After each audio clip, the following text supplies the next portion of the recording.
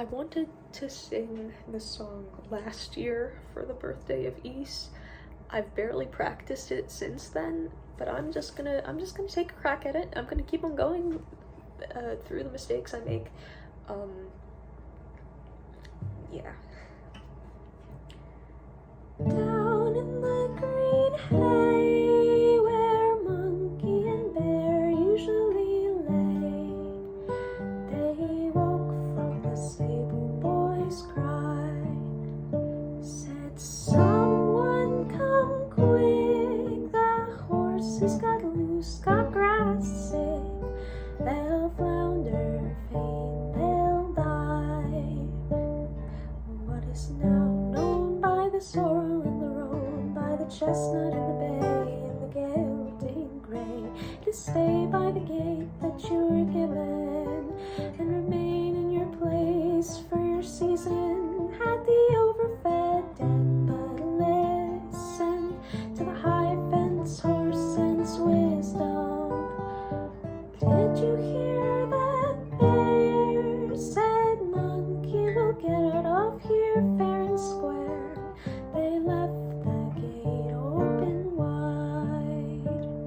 So my bride, here is my hand, where is your paw? Try and understand my plan, Ursula. My heart is a furnace full of love that's just and earnest. Now you know that we must unlearn this allegiance to a life of service, and no longer answer to that heartless haymonger, nor be his accomplice, that charlatan with artless hustling. But Ursula, we've got to eat something and earn our keep while still within the borders of the land that man is girded, all double bolted and tight-fisted, until we reach the open country, steeped in milk and honey.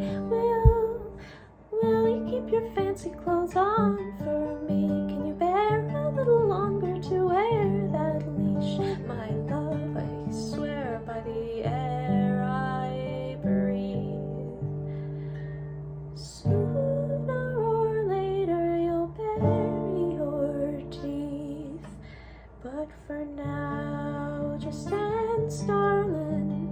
Come on, will you dance, my darling? Oh, darling, there's a place for us. Can we go before I turn to dust? Oh, my darling, there's a place for us. Oh, darling, come on, will you dance, my darling? Oh, the hills are groaning with excess, like a table ceaselessly been set. Oh, my darling, we will get there yet.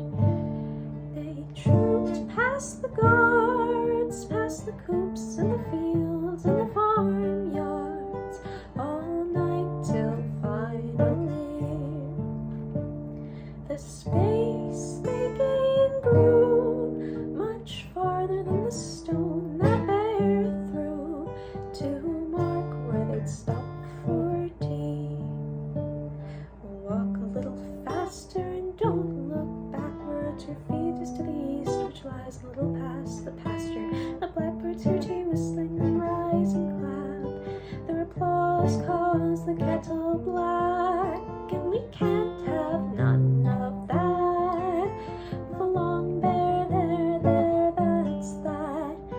Though cast in plaster, our Ursula's heart beat faster than monkeys ever will.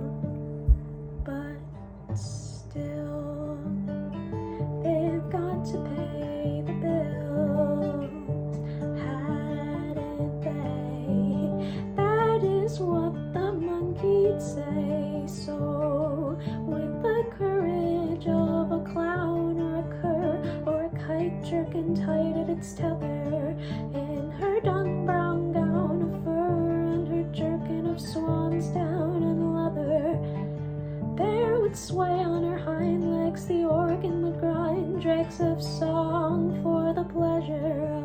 children who'd shriek, throwing coins at her feet, then recoiling in terror. But for now, just dance, darling, come on, will you dance, my darling, oh darling, there's a place for us, can we go before I turn to dust? Oh, my darling, there's a place for us. Oh, darling, come on, will you dance, my darling, keep your eyes fixed on the highest hill where you'll ever have to read your fill. Oh, my darling, dear mine, if you dance, dance, darling, I will love you still.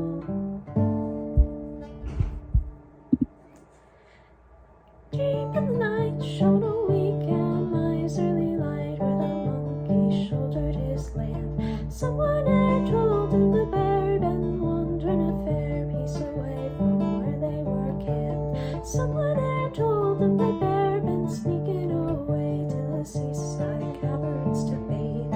And the thought troubled the monkey, for he was afraid of spelunking down in those caves.